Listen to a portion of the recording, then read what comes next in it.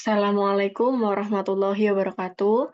Perkenalkan kami dari kelompok 3. Di sini kami akan mempresentasikan mengenai isi dari Undang-Undang Nomor 58 Tahun 2004 tentang ijazah jenjang pendidikan dasar dan pendidikan menengah. Sebelum kita masuk pada isi dari undang-undang, kelompok kami akan memperkenalkan anggotanya terlebih dahulu. Dengan saya, Revi Eza Mulydia, dengan plat nem terakhir 4067 dan rekan-rekan saya.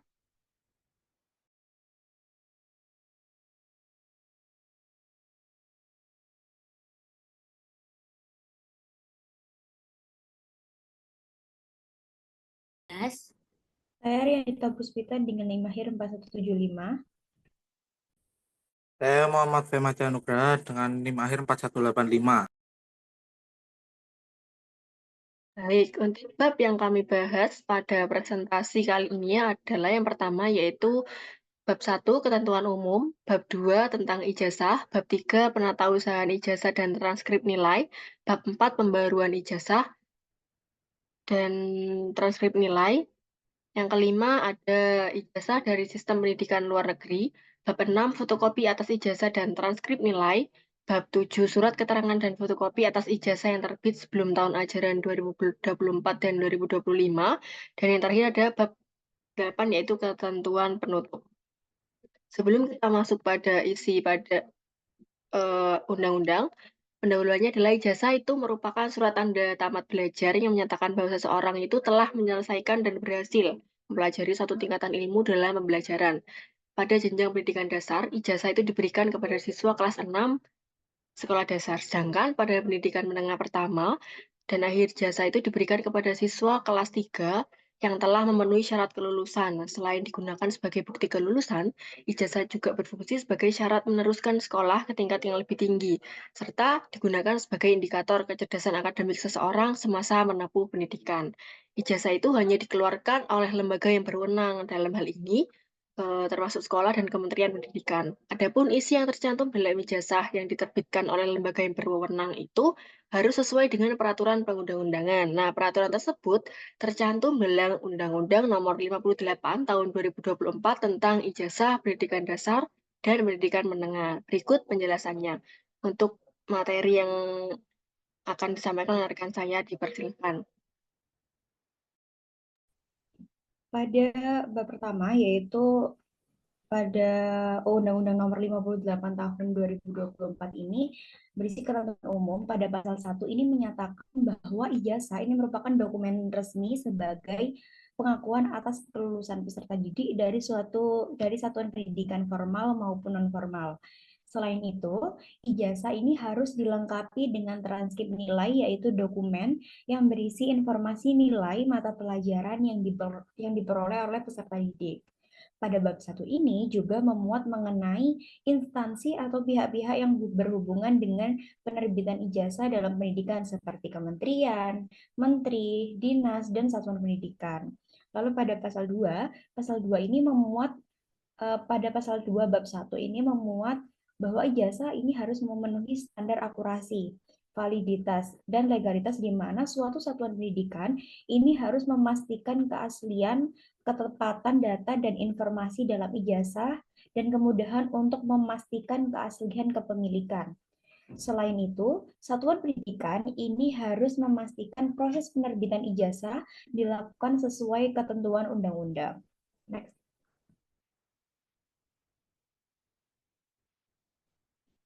Pada bab 2 di Undang-Undang Nomor 58 Tahun 2024 tentang Ijazah Pendidikan Dasar dan Kependidikan Menengah, pada pasal 3 bab 2 itu memuat mengenai syarat diberikannya ijazah kepada peserta didik yang telah menyelesaikan dan memenuhi syarat kelulusan yang ditetapkan.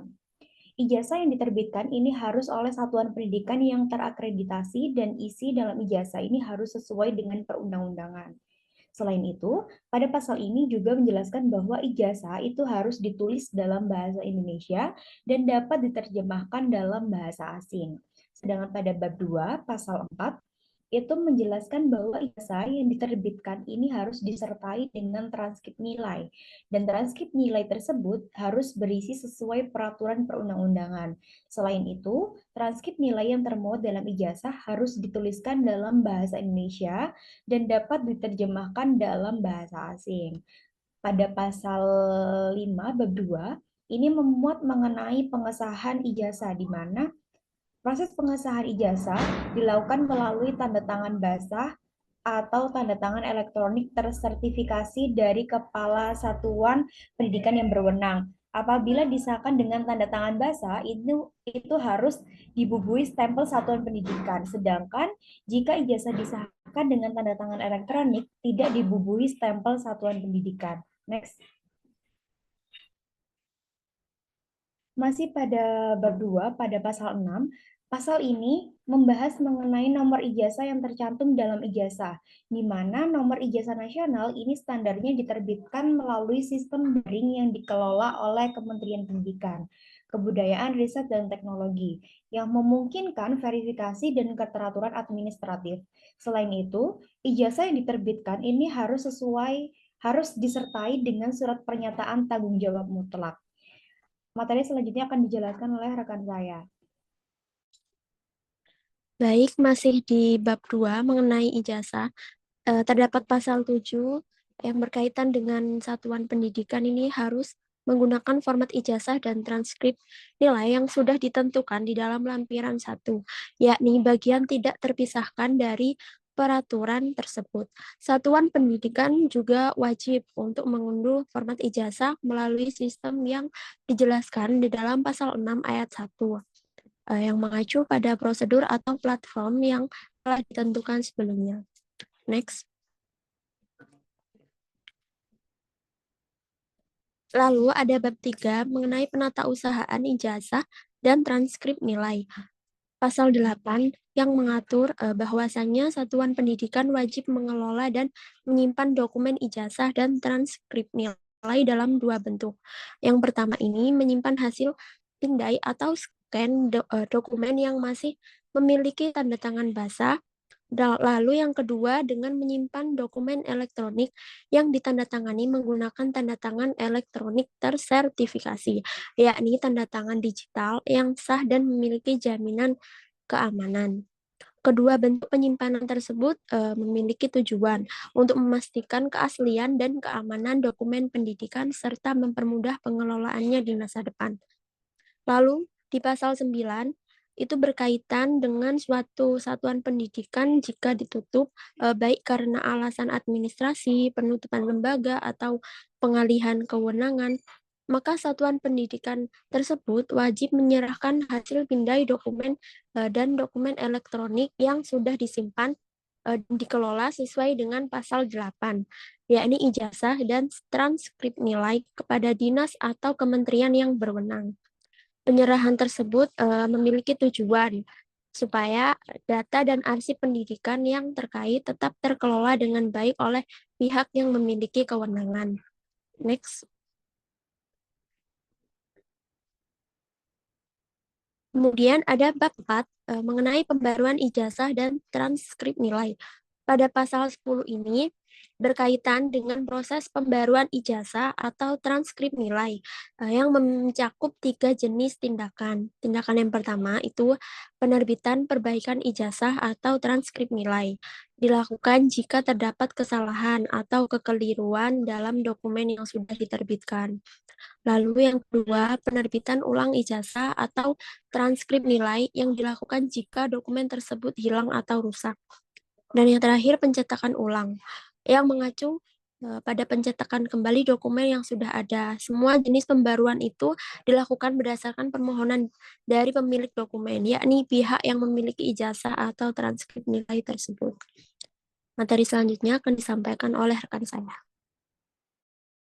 Baik, yang selanjutnya pasal 11 membahas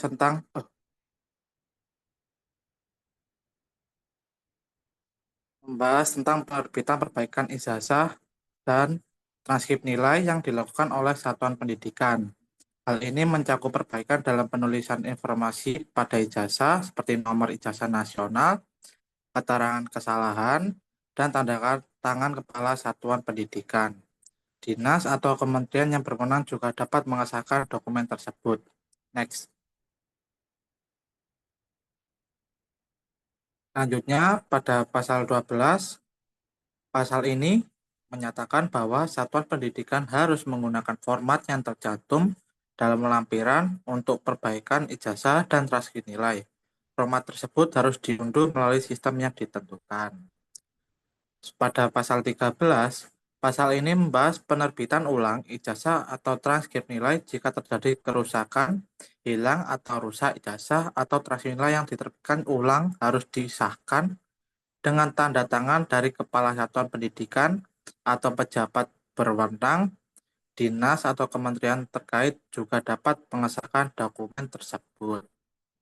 Next. Selanjutnya pada pasal 14, yaitu mengatur penggunaan format khusus untuk penerbitan ulang ijazah dan transkrip nilai, yang sesuai dengan lampiran yang ditetapkan dalam peraturan ini. Format tersebut juga dapat diunduh melalui sistem yang sudah ditetapkan. Pada pasal 15, yaitu mengatur pencetakan ulang ijazah dan transkrip nilai yang rusak atau hilang, baik oleh pemilik ijazah maupun satuan pendidikan, asalkan dokumen asli atau versi elektronik yang sah masih ada. Lanjutnya, materi selanjutnya akan disampaikan oleh rekan saya. Baik, pada bab 5 pasal 16 ini menjelaskan tentang tata cara penerbitan ijazah, di mana ijazah itu harus diterbitkan sesuai dengan standar yang sudah ditetapkan oleh Kementerian Pendidikan, Kebudayaan, Ristek, dan Teknologi atau Kemendikbudristek. Sekolah atau lembaga yang pendidikan yang mengeluarkan ijazah itu wajib memastikan bahwasannya ijazah tersebut telah memenuhi syarat dan prosedur yang telah diatur dalam peraturan ini. Nah, ada pun standar khusus untuk mengenai penulisan, format, serta penandatanganan ijazah itu untuk memastikan keabsahan dokumen tersebut atau ijazah tersebut.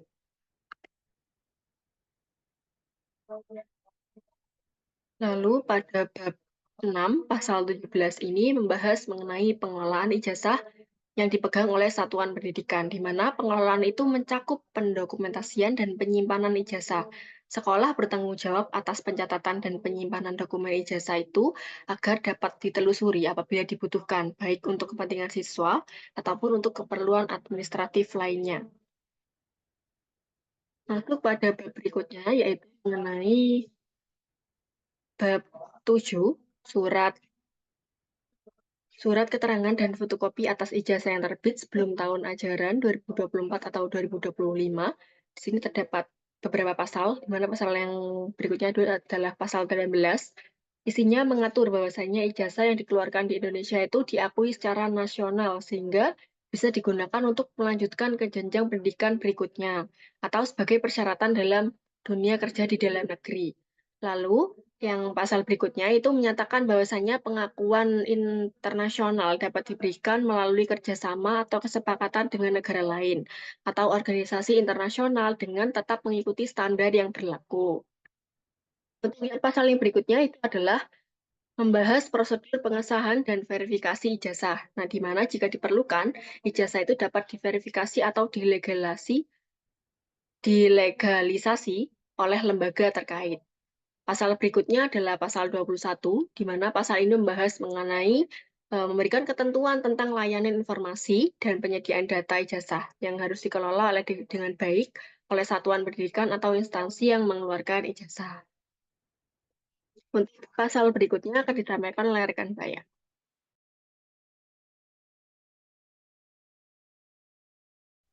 Jadi, pada bab 7, surat keterangan dan fotokopi atas 25, terdapat pasal 22. Pasal ini memastikan bahwa jika ada kesalahan dalam penulisan ijazah lama, satu dapat mengeluarkan surat keterangan resmi untuk menjelaskan dan mengoreksi kesalahan tersebut. Ijazah meskipun ada kesalahan administratif dan memberikan acuan format surat keterangan yang seragam di seluruh satuan pendidikan. Pada pasal 23, pasal ini memastikan bahwa satuan pendidikan memiliki pengelolaan yang rapi dan aman terhadap surat-surat keterangan yang digunakan untuk mengoreksi kesalahan pada ijazah lama. Dengan adanya pemindaian dan dokumen elektronik tersertifikasi, arsip dapat lebih mudah diakses dan terjaga keasliannya, baik dalam bentuk fisik maupun digital. Hal ini penting untuk verifikasi dan pembuktian keabsahan dokumen di masa mendatang. Next.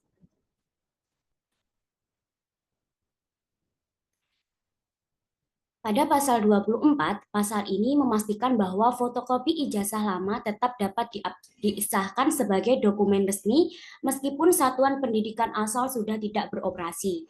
Jika satuan pendidik ditutup, instansi pemerintah yang berwenang dapat mengambil ahli kewenangan untuk mengesahkan fotokopi ijazah tersebut. Sehingga pemegang ijazah tetap dapat menggunakan dokumen tersebut untuk keperluan administratif atau legal. Next.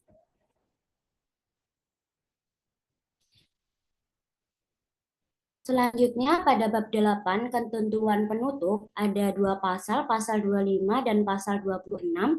Pada pasal 25, pasal ini memastikan bahwa peraturan yang baru ini menggantikan peraturan lama agar tidak terjadi tumpang tindih atau kebingungan dalam pelaksanaannya.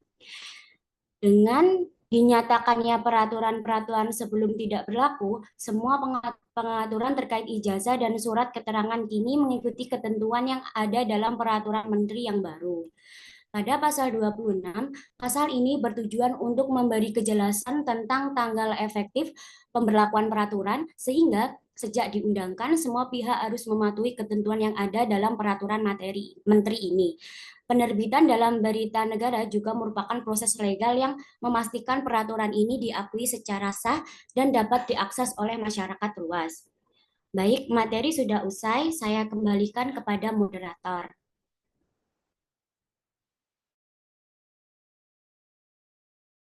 Baik, untuk kesimpulan pada presentasi kita hari ini adalah mengenai Undang-Undang Nomor 58 Tahun 2024 tentang ijazah jenjang pendidikan dasar dan pendidikan menengah, di mana ijazah itu adalah surat yang dikeluarkan dan harus mengikuti peraturan dari Kemendikbudristek yang telah ditentukan. Jadi, untuk ijazah itu sebagai tanda bahwasannya kita sudah memenuhi jenjang pendidikan dan sudah menyelesaikan jenjang pendidikan di mana nantinya akan diperlukan jika akan melamar pada jenjang yang berikutnya atau digunakan untuk keperluan yang lainnya. Mungkin itu saja presentasi yang bisa kelompok kami sampaikan. Jika ada pertanyaan atau hal yang perlu diskusikan, silahkan untuk teman-teman menulis di kolom komentar pada YouTube. Itu saja mungkin dari kami, kurang lebihnya mohon maaf. Terima kasih. Wassalamualaikum warahmatullahi wabarakatuh.